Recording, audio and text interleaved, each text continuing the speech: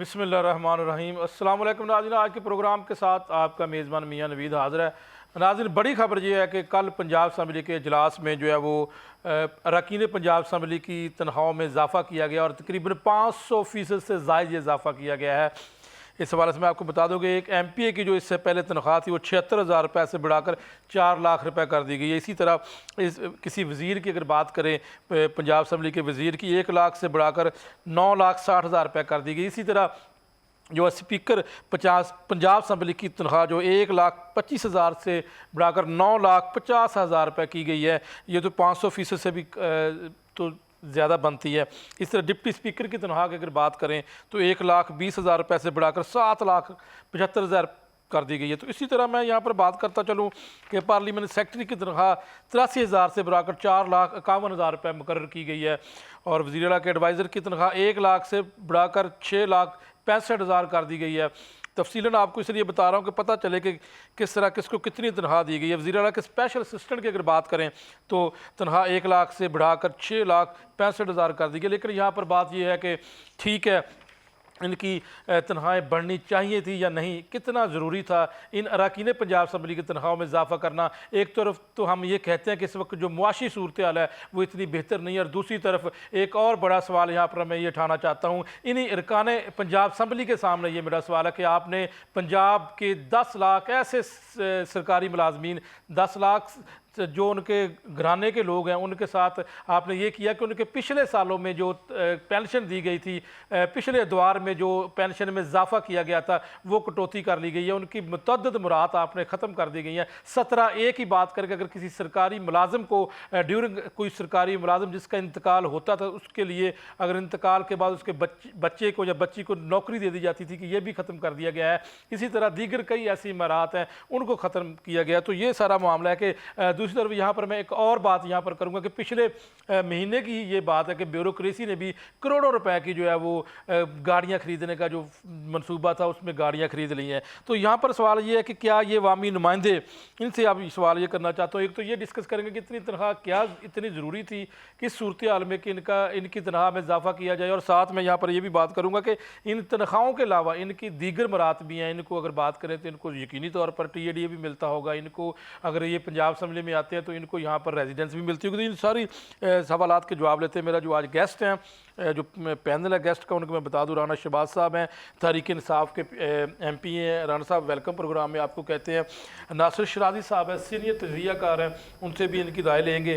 नासिर शराजी साहब welcome programme में। और बीट रिपोर्टर बिलाल मिर्ज़ा साहब, नुमाइंदा लाहौर रंग, बिलाल मिर्ज़ा साहब आपको भी वेलकम कहते हैं प्रोग्राम में। बिलाल मिर्ज़ा साहब अमूमी जायज़ा शॉट दे दें कि क्या सूरत हाल है कि बिल कितना टाइम लगा। वैसे तो यहाँ पर जो है वो मैं आपको बता दूँ कि अगर कोई बिल पंजाब असम्बली में पास होता है तो कई जो है वो उसके ऊपर माह भी लगते हैं, तो इसको कितने दिनों में पास किया? बहुत शुक्रिया मियाँ साहब, आपने मुझे मौका दिया। ऐसे जो बिल होते हैं ना मियाँ साहब, उनमें टाइम नहीं लगता होता, ना अपोजिशन की जानब से लगता होता, ना हुकूमत की जानब से। ये देखें ना, बड़े अफसोस के साथ कहना पड़ रहा है, ये तनख्वाहें किनकी बढ़ी हैं जो ZX पे आते हैं, 16-16 करोड़ की गाड़ी पे आते हैं, जो बेंटले पे आते हैं, फरारी पे आते हैं, उनकी तनख्वाहें बढ़ा दी गई हैं। आप देखें जो साइकिल सवार है गरीब आदमी, उसके अंदर इतनी भी इस्तात नहीं है कि वो मोटरसाइकिल खरीद सके।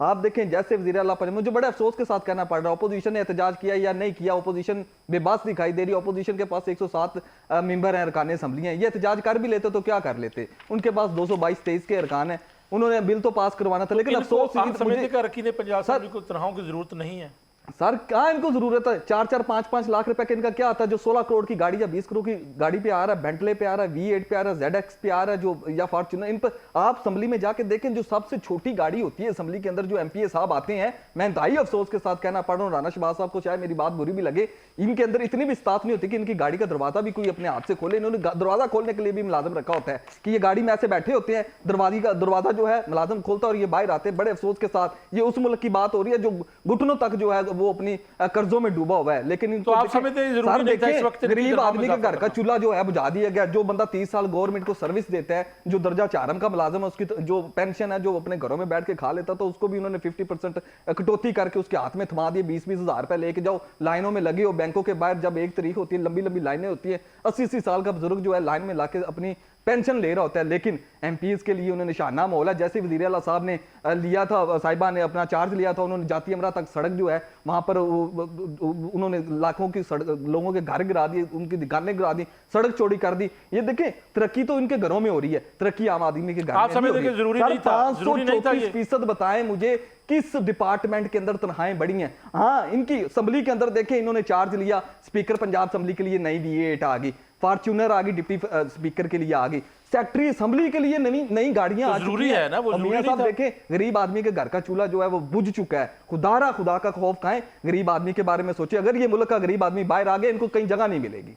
मैं राणा शहबाज साहब की तरफ जाता हूँ, चूँकि ये अपोजिशन में हैं और ये भी मेंबर पंजाब असेंबली। राणा साहब, ज़रूरी था तनख्वाह में इजाफा? गुजारा नहीं हो रहा था वैसे महंगाई के तनासब से अगर बात करें तो? देखिए जी, ये असल में एक तो इनके जो एमपीएस थे ना और इनके जो मिनिस्टर्स थे, ये काफ़ी जो है ना इस वक्त बुरे हालात में थे। उनका बड़ा प्रेशर था उनके ऊपर, क्योंकि ये जो ब्यूरोक्रेसी जो थी रिटर्निंग अफसर बनी हुई थी, जिसमें एसी हजरात थे, एडीसीआर, डीसी और दूसरे, उनको पता है ये कैसे आए हुए हैं फॉर्म 47 वाले, तो वो इनको लिफ्ट नहीं करवा रहे, इनके काम नहीं हो रहे, ये बड़े परेशान है। ऊपर से भी जो है आपको पता है गवर्नमेंट जिन हालात में है, अभी तक निगरान सेट अभी चल रहा है, वो भी इनका लाया हुआ था, चीफ सेक्रेटरी भी वही है, आईजी भी वही है, हर चीज़ वही है। तो वो उनके काम कुछ हुए, तो इन्होंने कहा जी एक एमपीएस को लॉलीपॉप दे दें, इनकी तनख्वाहें बढ़ा दें, मिनिस्टर्स की बढ़ा दें। एक अभी तक कबीना मुकम्मल नहीं हो सकी इनसे।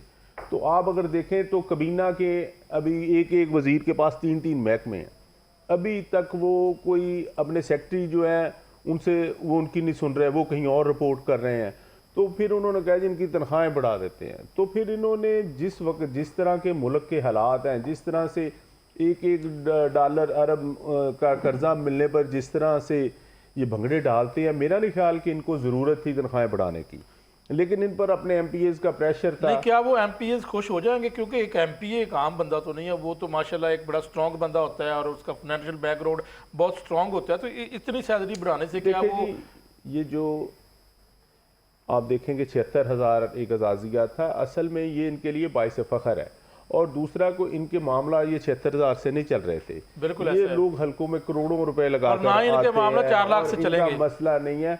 और जैसा मेरे भाई गाड़ियों का और एमपीएस का जिक्र कर रहे थे, तो जैसे ये कह रहे हैं कि एमपीएस की कोई गाड़ी का दरवाज़ा खोलता है, तो अगर कोई दरवाज़ा खोलने वाला भी साथ लाता है तो वो उसकी तनख्वाह 50,000 है।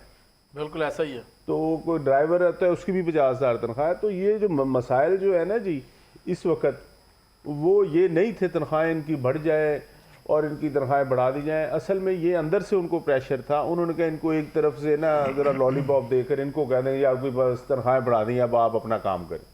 तो और मेरा नहीं ख्याल कि इनको ज़रूरत थी तनख्वाहें बढ़वाने की। लेकिन राणा साहब, यहाँ पर एक सवाल ये है कि ठीक है अगर आप समझते कि ज़रूरत है या नहीं, लेकिन सवाल मेरा ये है कि एक तरफ तो मुलाजमीन की कटौती कर रहे हैं पेंशन की, और बल्कि वो एक सहूलत ख़त्म कर दी गई है, तो दूसरी तरफ जो है वो अरकान पंजाब असेंबली खुद अपनी तनख्वाह में इजाफा करवा रहे। तो मैसेज इससे एक बड़ा जो एक कानून नहीं है वो एक मैसेज आ रहा है, नेगेटिव मैसेज आ रहा है, क्योंकि आप ही तो इन अवाम की आवाज़ हैं इस कबीना में, इस ऐवान के अंदर। ये जो बात कर रहे हैं ना आप, इनकी तनख्वाहें जो हैं कि उसकी वजह से इनकी कटौती का कोई ताल्लुक नहीं पेंशन का। ये जो इन्होंने कर्जे लिए हैं ना IMF से, ये उनकी ज़रूरत है। वो जो कहते हैं ना तो ये वही कर देते हैं। पहले आपने देखा इन्होंने एक आकर ऐलान कर दिया कि आपकी वज़ीर आला जो है आपका बिजली का बिल देगी, आपको इतना इंसेंटिव मिलेगा, इतना बिल के ऊपर गवर्नमेंट बिल देगी। ये कुछ भी नहीं, सिर्फ बातें कर रही हैं। बच्चों को स्कूलों में दूध पिलाया जाएगा, कहीं नहीं पिलाया जा रहा। जंग में 1 किलो दूध नहीं आया अभी तक। तो ये जो तकरीरें करने के लिए, अपने टिकटॉक बनाने के लिए और ये लोगों को जो करने के लिए, उनके वो चेहरा और है। जो असल चेहरा है ना वो IMF का चेहरा है, और जो पीछे से इनके जो पीछे हैं जो चला रहे हैं, और वो निज़ाम है। ठीक, यहाँ पर हमें जो है वो ज्वाइन किया है मिर्ज़ा जवेद साहब, जो है को नून लीग के रहनुमा हैं, उनके साथ बात करते हैं। मिर्ज़ा जवेद साहब बताइएगा, यहाँ पर हमारे साथ है मिर्ज़ा जवेद साहब, दोबारा वापस आते हैं। लेकिन यहाँ पर मैं नासिर शराजी साहब के सामने एक सवाल रखूँगा कि हुकूमत ये कहती है कि जो डिडक्शन है ख़ास तौर पर पेंशन वाली जो है, जो सहूलत एक रोकी है जो कि पिछले सालों में इजाफा हुआ था, इसके ऊपर ख़जाने के ऊपर ये बोझ है।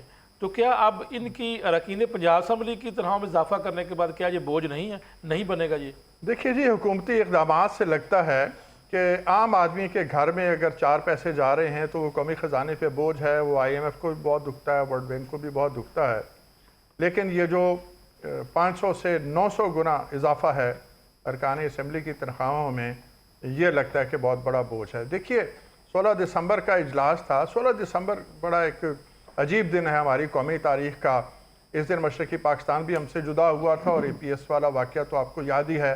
तो ये 2 बहुत बड़े घाव थे। मुझे लगता है कि हुकूमत पंजाब बिलखुसूस और मेम्बरान कौमी असम्बली जो हुकूमत से ताल्लुक़ रखने वाले हैं, वो गम में डूबे हुए थे। दोबारा वापस आता तो गम में डूब के उन्होंने ये फैसला किया कि तनख्वाहें बढ़ा दी जाएं अरकान। मैं आपके पास दोबारा वापस मिर्जा जवेद साहब ज्वाइन किए उन्होंने। मिर्जा जवेद साहब, क्या आप समझते हैं कि एक ऐसा मैसेज गया है कि अरकान पंजाब असम्बली की तनख्वाहों में तो इजाफा किया गया है, लेकिन दूसरी जानब कटौती कर दी गई है पेंशन की, बल्कि जो इजाफा हुआ था पिछले सालों में वो रोक दिया गया और 10 लाख के करीब ऐसे ख़ानदान लोग जो सरकारी मुलाजमत से वाबस्ता है। तो क्या ये एक मैसेज नहीं गया कि 2 कवानीन है पाकिस्तान में या पंजाब में?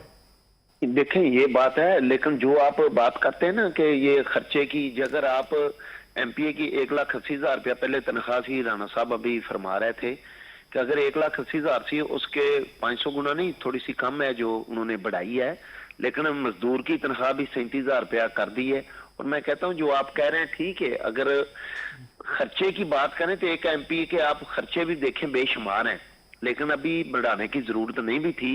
अगर ना भी बढ़ाते तो MPA के पास गाड़ियां भी हैं, अखराजात भी हैं। एक MPA करोड़ों रुपया लाकर इलेक्शन जीतता है, तो हर MPA का अपना अपना बिजनेस होता है। नहीं, लेकिन मिर्जा साहब, मिर्जा जवेद साहब, सवाल सिर्फ ये है कि हुकूमत के ऊपर सिर्फ मैसेज की बात कर रहा हूँ, अगर बढ़ानी थी या नहीं बढ़ानी थी, लेकिन मैसेज एक ऐसा गया कि जो मुलाजमीन है वो सरापे एहतजाज हैं, उनको कहा गया है कि जी ये बोझ है, लेकिन दूसरी जानब ये 500 से ज्यादा मुलाजमों के लिए भी देखें, जैसे बिजली का रेट बढ़ा है, हर चीज है, हुकूमत को पता है। थोड़ा सा वक्त इंशाल्लाह दें, मुलाजमों की तनख्वाहें भी बढ़ेंगी, मुलाजमों की भी तनख्वाहें बढ़ेंगी, लाजमी बढ़ेंगी। क्योंकि अगर आज आप, मैं कहता हूँ हम भी इसी अवाम से हैं, अगर किसी की 50,000 रुपया भी तनख्वाह है तो उसके घर का गुजारा नहीं होता, बिजली का बिल है, गैस का बिल है, तो गुजारा नहीं होता है। इसीलिए यही तो हमारा सवाल है कि वफाक के साथ तनख्वाहें बढ़ानी पड़ेंगी। बिल्कुल ठीक है। मिर्जा जवेद साहब, ये भी साथ बता दें कि क्या आप समझते हैं यहाँ पर जो है वो राणा शहबाज साहब PTI से हैं, मेंबर पंजाब असम्बली, उनका ये कहना है कि इनके जो है वो मेंबर पंजाब असम्बली नून लीग के ये नाला थे और उनको तनख्वाह बढ़ाकर खुश किया गया है। क्या यही वजह आप समझते हैं कि क्योंकि उनकी बात नहीं मानी जाती? करने की क्या बात है, अगर एक MPA को, मेरे भाई ने बड़ी खूबसूरत बात की है कि गाड़ी का दरवाजा भी खोलते हैं, 10-10 मुलाजम भी होते हैं, एक MPA को तनख्वाह लाख रुपया या 50,000 रुपया बढ़ने से कोई फर्क नहीं पड़ता और ना इससे खुश होते हैं। MPA राणा साहब भी समझते हैं, सिर्फ इज्जत लेने पर खुश होते हैं। जब आपको इज्जत मिलेगी तो आपने तो खिदमत खलक करनी होती है। जितने भी मेंबर्स हैं पंजाब असम्बली के, किसी सियासी जमात से उनका ताल्लुक हो, वो तो खिदमत खलक करने का उनका मोटो होता है कि वो खिदमत खलक करने के लिए इन अवान में आते हैं। उन्हें तनख्वाह से गर्ज नहीं होती कि 3 लाख रुपया तनख्वाह या 2 लाख रुपया तनख्वाह है। अगर आप खिदमत खलक के लिए आए हैं तो अल्लाह ताला ने आपको इतने ज्यादा वसाइल दिए होते हैं कि आप दूसरों की मदद कर सकें। एक MPA अगर राणा साहब भी अपने डेरे पे बैठते हैं ना, तो मेरा ख्याल है इनके घर में भी दोस्त ऐसे आते होंगे, किसी ने बेटी की शादी करनी है, कोई बिल्कुल गरीब है उसकी हेल्प करनी है, तो MPA तो वैसे ही महीने का कोई 10 लाख रुपया खर्च करता है अपनी जेब से भी। तो आप समझते हैं कि ये गलत फैसला है, हुकूमत का नहीं करनी चाहिए, इस वक्त नहीं बढ़ानी चाहिए? हाँ, अभी इस वक्त जरूरत नहीं थी, जो आप हकीकत कह रहे हैं, इस वक्त कोई ऐसी जरूरत नहीं थी कि हम तनख्वाहें बढ़ाते, लेकिन बहुत अच्छी बात है जी, बिल्कुल आवाज बुलंद करनी चाहिए थी। मिर्जा जवेद साहब ने बात कह दी है कि जी उन्होंने तो इसकी कहा है कि जी बिल्कुल इस वक्त नहीं बढ़ानी चाहिए। शिराजी साहब, नून लीग से तल्लक है मिर्जा जवेद साहब का, उन्होंने भी तस्लीम कर लिया कि ये कोई मौका नहीं था कि ये तनख्वाहें बढ़ाई जाती। देखिए जी, बात तो दुरुस्त है किसी हद तक, लेकिन तस्वीर का दूसरा रुख ये है कि आम आदमी को अगर रिलीफ देना हो तो उसको पूरे साल इंतज़ार कराया जाता है कि जी बजट में कोई रिलीफ आएगा, और जब बजट में रिलीफ आता है तो आटे में नमक बराबर भी नहीं होता, 5-10%, 15% उसकी तनख्वाह बढ़ती है, और वो भी इम्पैक्ट जो है पूरे मुल्क में नहीं आता। इस वक्त भी मैं समझता हूँ कि पूरे हमारे पंजाब की जो पॉपुलेशन है उसकी भी बात करें और अगर फेडरल लेवल पे बात करें तो पूरे मुल्क में वो जो 37,000 तनख्वाह की हम बात करते हैं, आम आदमी को तनख्वाह नहीं मिल रही। दूसरी गुजारिश ये है कि हुकूमत पंजाब के इक़दामात से ये लगता है कि शायद मेम्बरान कौमी असम्बली जो हैं वो सबसे ज़्यादा सितम रसीदा, सबसे ज़्यादा गरीब गुरबा जो क्लास है उससे ताल्लुक़ रखते हैं, लिहाजा इनको रिहेबिलिटेट करना बहुत ज़रूरी था। ये बात किसी हद तक दुरुस्त है कि जो लोग 5 से 10 करोड़ रुपए खर्च करके असम्बली में आते हैं उनका इस तनख्वाह से कुछ नहीं बनता, उनको ज़रूरत भी नहीं होती, तो इनको फिर ले आनी चाहिए फिर ऐसी अमेंडमेंट जिसमें हो कि तमाम MPs जो हैं वो ये जो सियासत है इसको इबादत का दर्जा देते हुए वो कहें कि हमें तनख्वाह की ज़रूरत नहीं है, एक ऐसी अमेंडमेंट ले आएँ। देखिए कौमी असम्बली में एक अमेंडमेंट आई जिसको हम 26वीं तरमीम कहते हैं, उसको मैं कहता हूँ कि इस आइनी तरमीम के ज़रिए जमहूरियत की नसबंदी कर दी गई है, और जितनी इस वक्त महंगाई है पूरे मुल्क में और बिलखुसूस पंजाब में, इसने मुआशी नसबंदी कर दी है। तो लाएं इसके लिए एक तरमीम, अवाम को कोई रिलीफ दें। अच्छा, और सबसे ज़्यादा तकलीफ दे बात यह है कि वो हुकूमती अरकान असम्बली हों या अपोजिशन से ताल्लुक़ रखने वाली शख्सियात हों, जब यह बिल पेश हो रहा था तो किसी ने अवाम की मोहब्बत में एहतजाज नहीं किया कि नहीं नहीं नहीं इतना इजाफा ना करें, हमें इसकी ज़रूरत नहीं है, हम इसके बगैर गुजारा कर सकते हैं। और हमारे कायदीन जो वो कहते हैं कि मुल्क पिछले 50 साल से जनाब वो बड़े अजीब व गरीब हालात से गुजर रहा है और मुल्क दुश्वार गुजार रास्तों से चल रहा है, तो कहते हैं कि जनाब हम मुल्क को आसानियाँ मुहैया करना चाहते हैं, हमारी तनख्वाहें ना बढ़ाई दे। हम अपोजिशन अरकान से ये तवक्को रखते थे। अपोजिशन भी इतना नहीं बोली और हुकूमती अरकान भी नहीं बोले। जी जी, वो हमारे लिए होता है ना कि मुल्क नाजुक, वो हमारे लिए होता है, अवाम के लिए होता है कि मुल्क नाजुक दौर से गुजर रहा है। मुल्क कोई नाजुक दौर से नहीं गुजर रहा, कोई अल्ले तल्ले ख़त्म नहीं हुए। फिर यहाँ बात हुई कि जनाब MP और MNA हजरात जो हैं वो इज्जत के लिए आते हैं, यस दुरुस्त है बात, वो इज्जत कमाने के लिए आते हैं। क्या आज उनको इज्जत दी जा रही है? क्या आपके हुकूमत में शामिल जो आला शख्सियात हैं, चाहे वज़ीर आज़म हो चाहे वज़ीर आला पंजाब हो, क्या वो उनको इज्जत दे रही हैं? इसके ऊपर भी क्या वो उनसे मुलाकात करते हैं? इसके ऊपर भी लेकिन मुलाकात करने के लिए तैयार ही नहीं है। पहले तो मैं परेशानी है। बिल्कुल ठीक है, राणा शहबाज साहब से पूछता हूँ। राणा साहब एक ब्रेक ले लेते हैं, यहाँ पर टाइम ब्रेक है। राणा साहब ब्रेक के बाद आपसे बात करते हैं, दोबारा एक ब्रेक लेते हैं और उसके बाद दोबारा वापस आते हैं।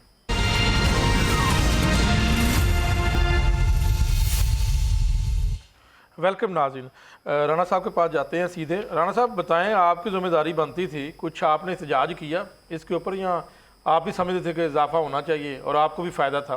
देखिए जी, जैसे आपको पता है कि हमारी तादाद 107 है, 107 में से भी तकरीबन कोई 50 लोग हैं जिन पर मुतअद्दिद ये जो FIRs हैं दहशतगर्दी की, गद्दारी की और दूसरी FIR हैं जो कि असम्बली में हाज़िर नहीं हैं।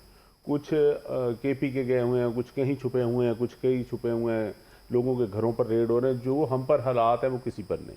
हम तकरीबन कोई 50 के करीब लोग थे, तो उसमें जो हमारे अपोजिशन लीडर मलिक अहमद खान बच्चर साहब हैं, उन्होंने इस बिल की मुखालफत की और वो खड़े हुए, उन्होंने बात की, तो फिर वो स्पीकर ने बिल को पढ़ना शुरू कर दिया। इतनी देर में उन्होंने मंजूर कर दिया। आपको पता है कि उनकी तादाद जो है ज़्यादा है और हमको तो आपको पता है स्पेशल सीट्स भी नहीं दी गई। और जैसे उन्होंने ये तरमीम, जैसे आप कह रहे थे कि इन्होंने पहले डिफॉर्मेशन बिल लाए, वो भी ऐसे इन्होंने मंजूर कर लिया।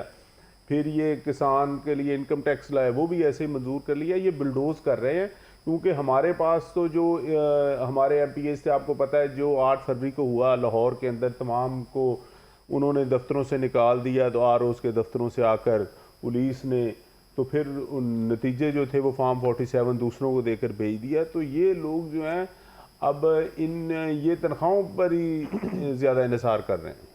तो आप समझते कि वैसे आप कह रहा कि पंजाब असम्बली इसकी मुखालफत वैसे करते हैं? ये देखें, इसकी वीडियोज़ है पंजाब असम्बली की, आप निकाल लें। मलिक अहमद खान बच्चर साहब ने मुखालफत की, हमने इस पर नो कहा कि नहीं बढ़नी चाहिए।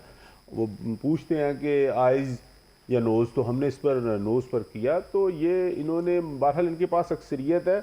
ये सिर्फ इसमें इनकी एक मसला ये था, सिर्फ ये नहीं इनसे हो सका कि सिर्फ कह दें जी कि हुकूमत वालों की तनख्वाह बढ़ी है और अपोजिशन वालों की नहीं, क्योंकि ऐसा ये नहीं कर सके बस। बिल्कुल ठीक। अच्छा, दूसरी तरफ पंजाब हुकूमत की तरफ आते हैं। पंजाब हुकूमत एक बड़ा दावा कर रही है इस वक्त के वज़ीर आला पंजाब जो है वो, उन्होंने जो चीन का दौरा किया और वो बड़ा कामयाब दौरा रहा।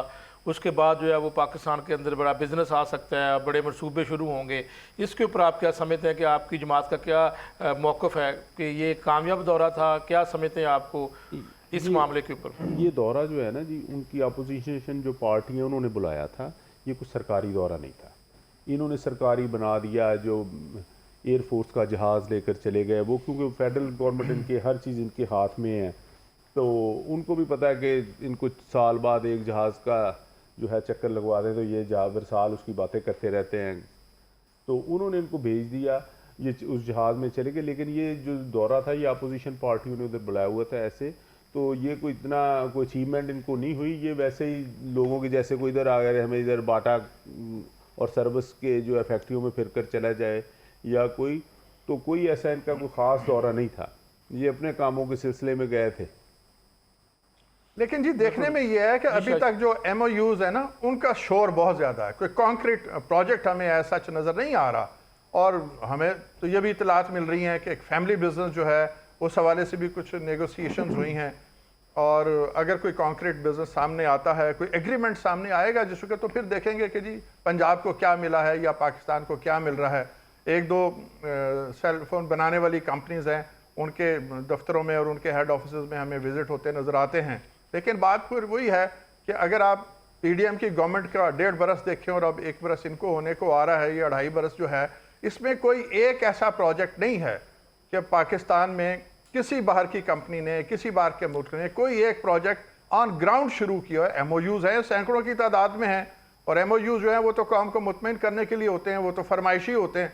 जिस तरह फ्रेंडली फायरिंग होती है और फ्रेंडली अपोजिशन होती है, बिल्कुल शराज साहब, यहाँ पर मैं ये MOUs आपसे होते हैं। पूछना चाहता हूँ कि जिस तरह राणा शहबाज साहब ने बताया कि वहाँ पर एक सियासी जमात ने उनको बुलाया था, तो ऐसे कैसे मुमकिन हो सकता है कि ज़ाहिर है एक सूबे के वज़ीर आला वो एक सरकारी दौरे पर ही जाएंगी, वो कैसे जा सकती हैं कि एक सियासी जमात के कहने के ऊपर वहाँ पर? नहीं, ये बात उनकी दुरुस्त है कि वहाँ की जो अपोजिशन जमातें हैं उनकी तरफ से ये इन्विटेशन था। अब जब ये दौरा वहाँ पे हुआ तो पीपल्स पार्टी के लोग जो हैं वो भी एक्टिव हुए, और फिर उन्होंने भी बात की वहीं के उसी मुल्क की अपोजिशन में, चाइना की बात कर रहा हूँ। तो फिर Chinese opposition, so called opposition या फ्रेंडली अपोजिशन होती है, वहाँ तो 1 पार्टी रूल है, तो उन्होंने फिर पीपल्स पार्टी के जो लोग थे उनको भी इनवाइट कर दिया। फिर यहाँ से भी एक बड़ा भारी भरकम वफ्द जो वहाँ पे गया हुआ है। लेकिन सवाल ये है कि अगर उस वफ्द में, जिसको नून लीग भी कहती है और दिखाया भी ये जा रहा है कि जनाब ये सियासी वफ्द था, पार्टी के लोग थे, तो फिर उसमें हुकूमत पंजाब के अकाबरीन या कोई बहुत सीनियर अफसर अगर हमें उसमें नजर आए तो वो वहाँ पे क्या लेने गया था? ये एक सवाल है, हुकूमत को इसका जवाब देना चाहिए, हुकूमती जो तर्जुमान है उनको इसका जवाब देना चाहिए। नहीं, उन्होंने तो इसका दस्तखत कर रहे थे ना जी, वो कह रहे थे कि हमारे बड़ा काम है तो आप जो हमारी टिकटॉक के अंदर इन्वेस्टमेंट करें। तो उन्होंने कहा जी ये जो है ये इधर नहीं हो सकती, क्योंकि आपके मुल्क में आपने इंटरनेट को स्लो किया हुआ है, सब आप यूट्यूब को बंद कर देते हैं, टिकटॉक को तो आप नहीं बंद करते, एक दिन के लिए किया था, फिर आपका अपना मसला बन गया तो आपने इसको चला दिया। उन्होंने कहा हमने अगर टिकटॉक में करनी भी होगी तो फिर उनकी करेंगे जिनकी चल रही है, आपकी तो आप खुद ही चलाते हैं, तो ऐसा निज़ाम नहीं है। क्योंकि जो वो टिकटॉकर चला रहे हैं ना, उनकी तनख्वाह भी आप देखें 6.5 लाख हो गई मावने खसूसी की।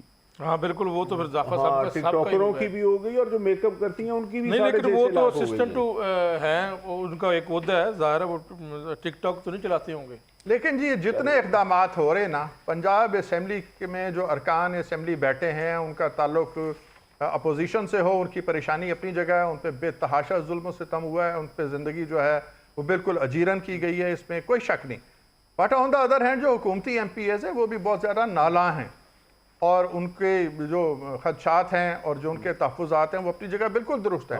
उसकी वजह से हुकूमत में बेचैनी है। अब उस बेचैनी को वो किस तरह एड्रेस करते हैं कि तनख्वाहें बढ़ाने से उनके मसले हल नहीं होंगे, तनख्वाहों की तो उनको जरूरत नहीं, जैसे जिक्र हुआ अटक से ना MP है PP1 के अहमद अकबर साहब, उनके ना जी वो क्योंकि अटक से वो काफिला क्रॉस हुआ तो वहां पर जो आपने देखा कि उनके घर पर रेड होने शुरू हो गए। उनके घर से 3 गाड़ियां एक घर से ले गए, 2 गाड़ियां एक घर से, और गाड़ियां तो ले गए और साथ उनके ना बड़े महंगे 2 कुत्ते एक घर में थे, 3 कुत्ते एक घर में थे, वो भी ले गए कुत्ते।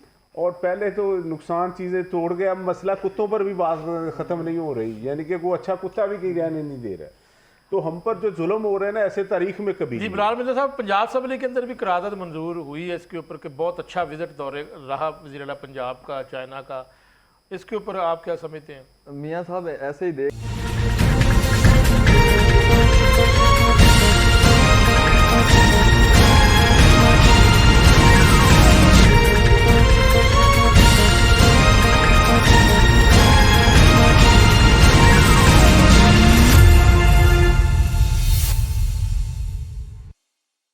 मियाँ साहब ऐसे ही देख लें कि जैसे मुझे यहाँ से उठा के वाशिंगटन डीसी का दौरा करा दें और पीछे से चला दें कि भारी भरकम इन्वेस्टमेंट लेके आए नहीं, हुए कैसे हैं। हो सकता है? सर ज़ाहिर है देखिए मैं आपको बताता हूँ, हमारा मुल्क जो है सर IMF समेत, आप देखें चाइना का हमने कर्जा कितना देना है, हम तो वहां पे उनके गोडे पकड़ते हैं जाके, हमें एक्सटेंशन दे कर्जे के अंदर, हमें अभी हम आपको पे बैक कर नहीं सकते, हम वहां पे जाके क्या कर सकते हैं, हमारी क्या वहां पे जरूरत है? एक पिंड का जो कमी उठ के चौधरी को कह के मैं दौरा करके आऊं, ये कैसे हो सकता है?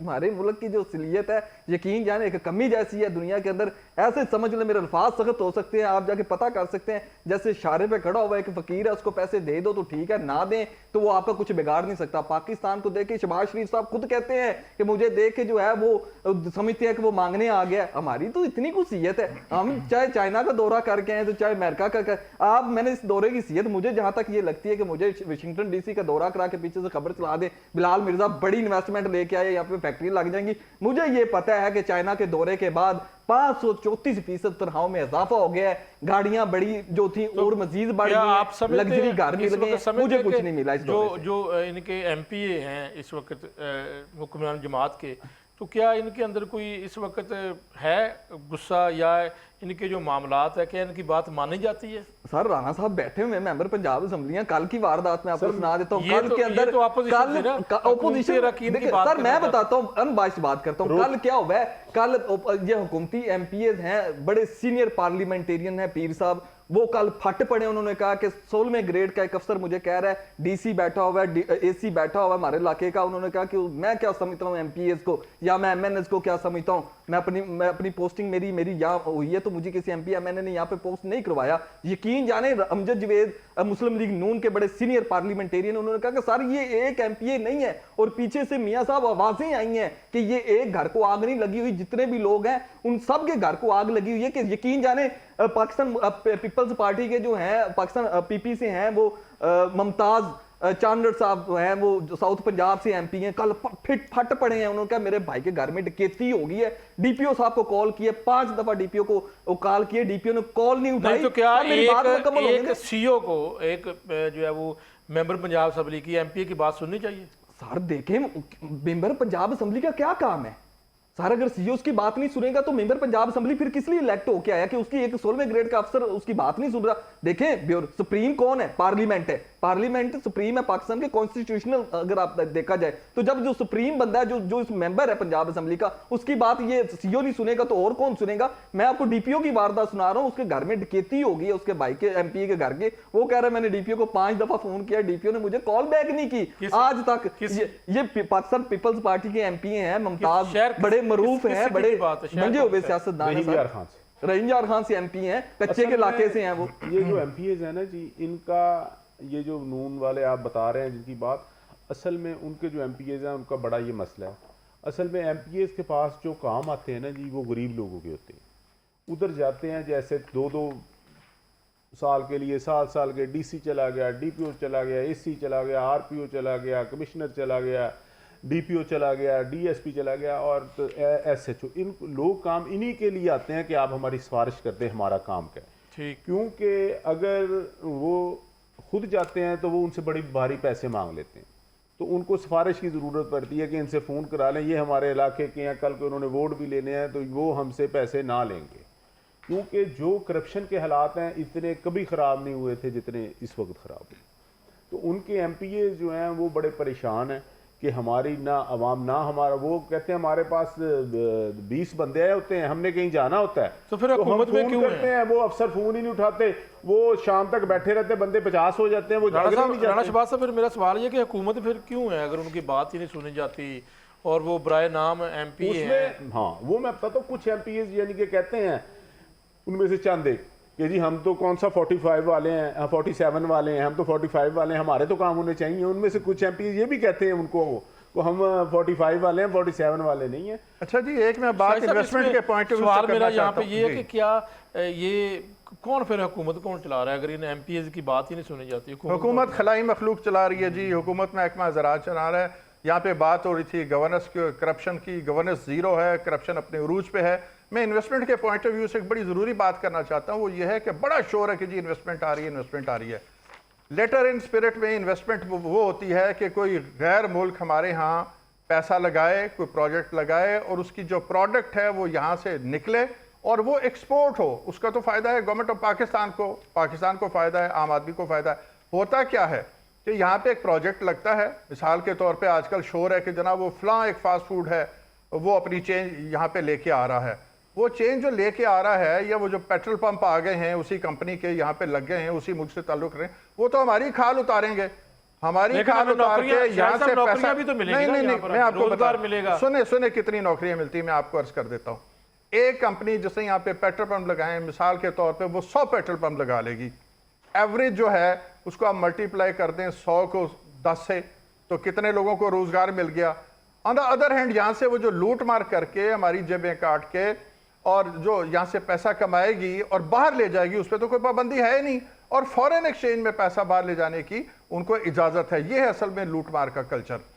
तो मैं समझता हूँ ये जो इन्वेस्टमेंट के सारे कहानियां हम सुन रहे हैं ये फेक हैं, इट इज नॉट इन्वेस्टमेंट। ये बिजनेसमैन को वो इंसेंटिव देते हैं, उसमें लोगों के शेयर होते हैं, वो यहाँ आते हैं लूट मार करके चले जाते हैं। मुझे बताएं पिछले 2-3 बरस में कौन सा प्रोजेक्ट ऐसा लगा है जिसकी प्रोड्यूस जो है वो हम एक्सपोर्ट कर रहे हैं? Not a single one. असल में अच्छा, राणा साहब, ये जो कर रहे हैं ना जी, क्योंकि जो हमारे ओवरसीज है ना वो सारी जो प्रॉपर्टी खरीदते हैं, जो वो पाकिस्तान में इन्वेस्टमेंट करते हैं, तो यहाँ के जो हुक्मरान है वो मुल्क से बाहर करते हैं। ये कंपनियां वो लाते हैं अपने पैसे को बाहर बचाने के लिए, तो ये उनके हथियार बनने के लिए आ रहे हैं। अच्छा राणा साहब, ये बताइएगा कि क्या आप जो है वो ब्रेक के बाद मैं आपसे ये सवाल करूंगा कि जो मुलाजमीन की पेंशन रोकी गई है, इसके ऊपर मैं सवाल करता हूँ। नाज़रीन, एक ब्रेक लेते हैं।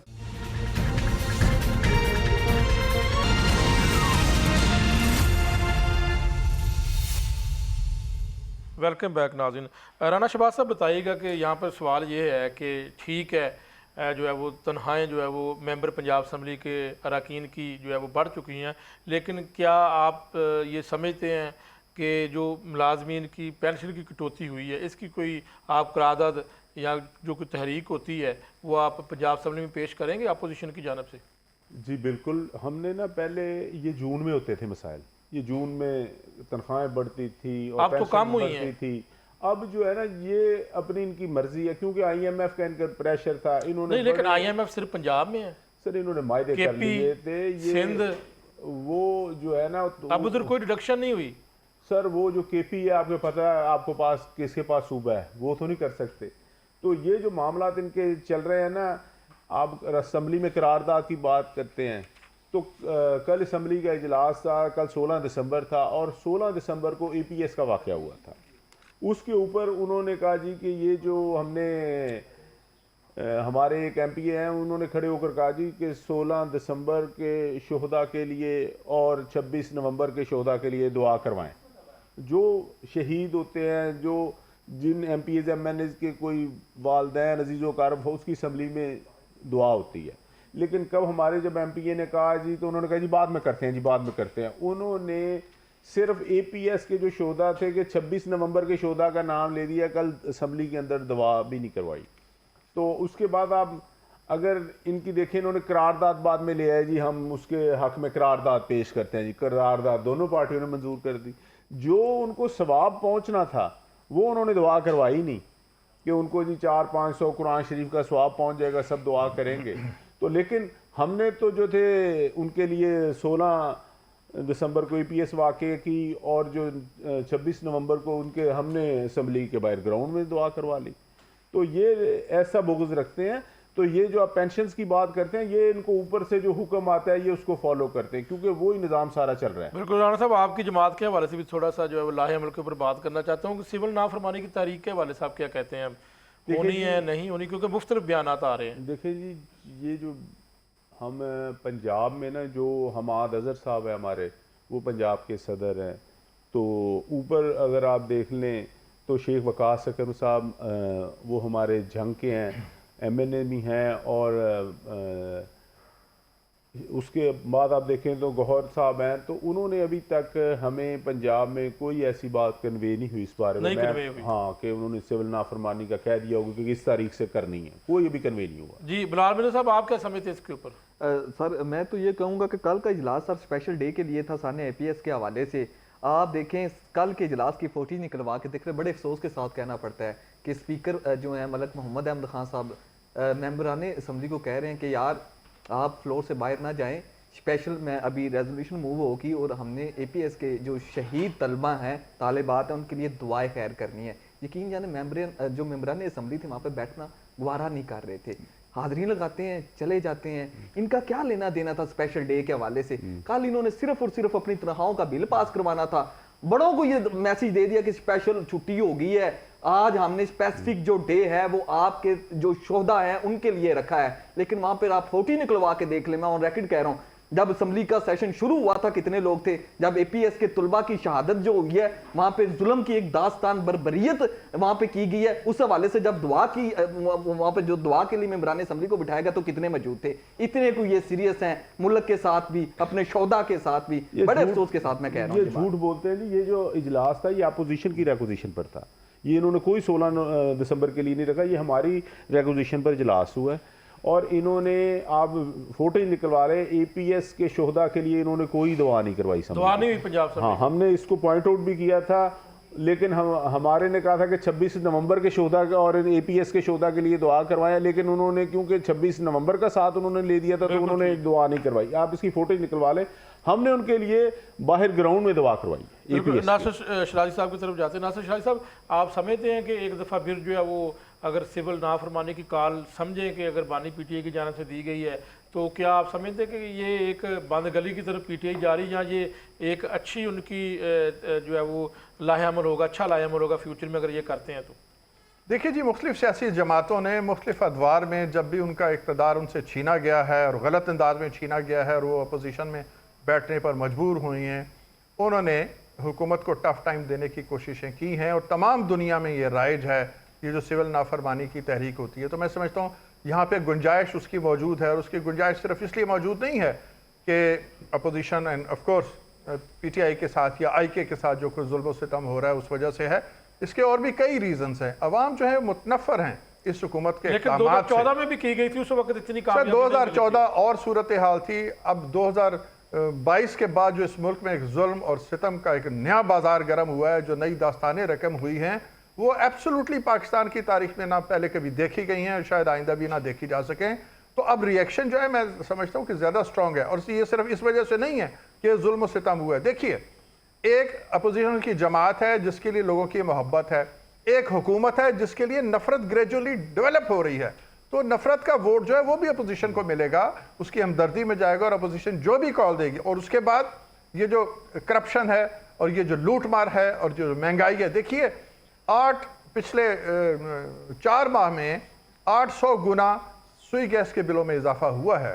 तो ये जो रोज एक जेब कटती है गरीब आदमी की, वो जिस दुख में मुब्तला होता है, क्या वो दुख को लेकर घर ही बैठा रहेगा? कटवा रहे हैं लोग, अभी तो ये भी बहुत कुछ हो रहा है।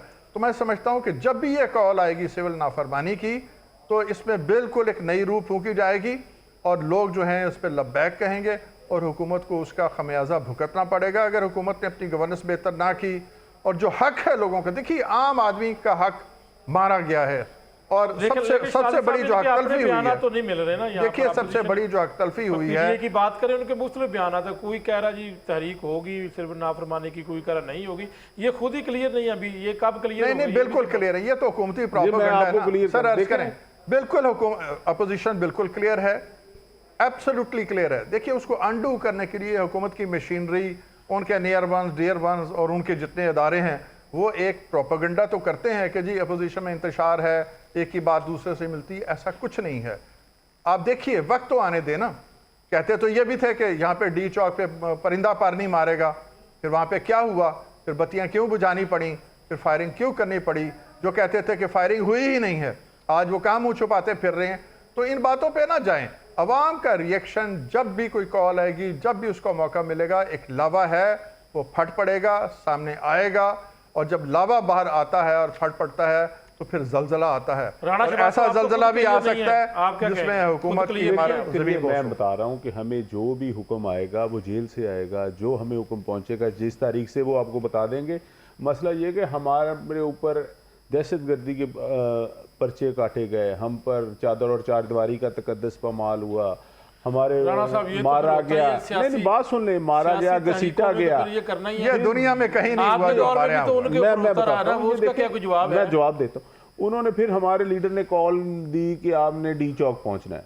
देखें वहां पर आपके आरपीओ प्रेस कॉन्फ्रेंस कर रहे हैं कि हमने 16,500 लोगों को गिरफ्तार किया है।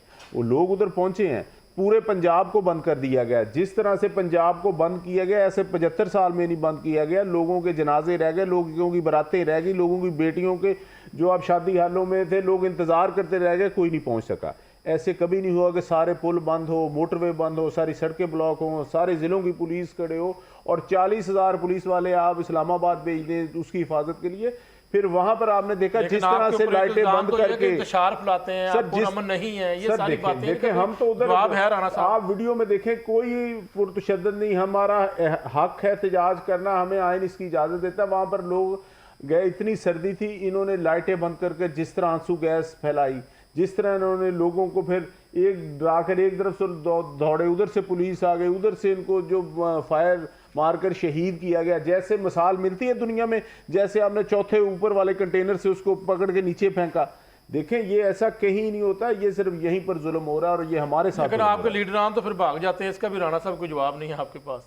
सर देखें, आप जो भागने वाली कह रहे हैं ना बात, वो ऐसी नहीं है। तमाम जब जो लाइटें बंद कर दी जाएं, जब आंसू के चारों तरफ से गोलियां चल रही हों, तो क्या हमारे अल्लाह का भी हुक्म है कि फिर अपनी जान बचानी चाहिए।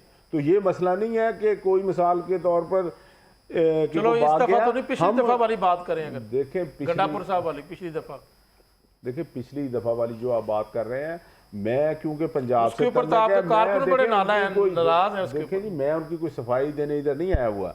मैं तो ये बात कर रहा हूँ जो पार्टी की इमरान खान की जेल से हिदायत होगी, सिविल नाफरमानी की होगी, डी चौकी होगी, ये वर्कर उसके ये कौम पहुंचेगी। बिलाल मिर्जा साहब बताएं, क्या आप समझते हैं कि आपके अंदर की खबर दें कि सिविल नाफरमानी तहरीक कैसे अभी कोई प्लानिंग कर रहे हैं, चलनी या नहीं चलनी, या आप समझते हैं कि पार्टी टूट फूट का शिकार हो चुकी है, कहानी ख़त्म शुद्ध?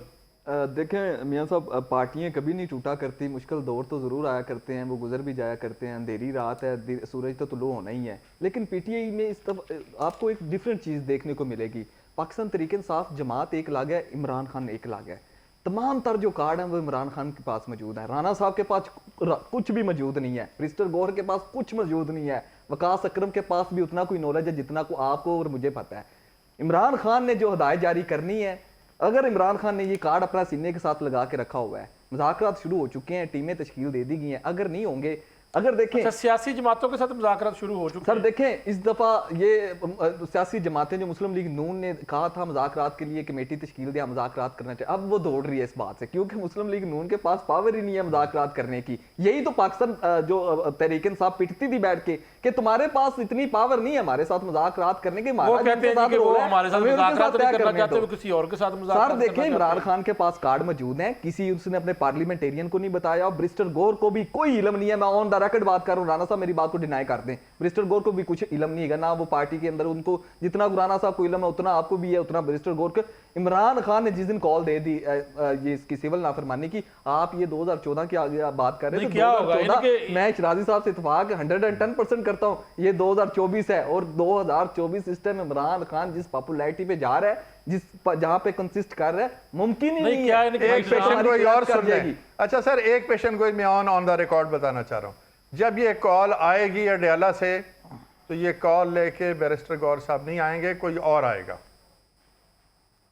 तो चूंकि देखने में आया, देखने में ये आया ना ठीक है कि चीजें टोन डाउन करके बयान की गई ना आवाम को, तो अडयाला वाले को भी पता है कि अब ये कॉल किसके थ्रू मैंने कारकुन का जो इत्मीनान है ना वो पार्टी से उठ चुका है। अब इमरान खान को कारकुन देख रहा है कि इमरान खान क्या हदायत जारी करेगा, और इमरान खान ने जब हदायत जारी करनी है और कारकुन उसको मानेगा। बहुत शुक्रिया बिलाल मिर्जा साहब हमारे साथ मौजूद थे, राणा शहबाज साहब बहुत शुक्रिया, और नासिर शराजी साहब सीनियर तजियाकार भी हमारे साथ मौजूद थे। और नाज़रीन, 2 से 3 इशू, जो सबसे पहला जो टॉपिक यही था कि जो है वो अरकान पंजाब असम्बली की 500% से ज़्यादा तनख्वाहों में इजाफा किया गया, लेकिन दूसरी जानब जो तकरीबन 10 लाख के करीब ख़ानदान हैं सरकारी मुलाजमीन उनकी पेंशन रोक दी गई है, पेंशन की कटौती कर दी गई है।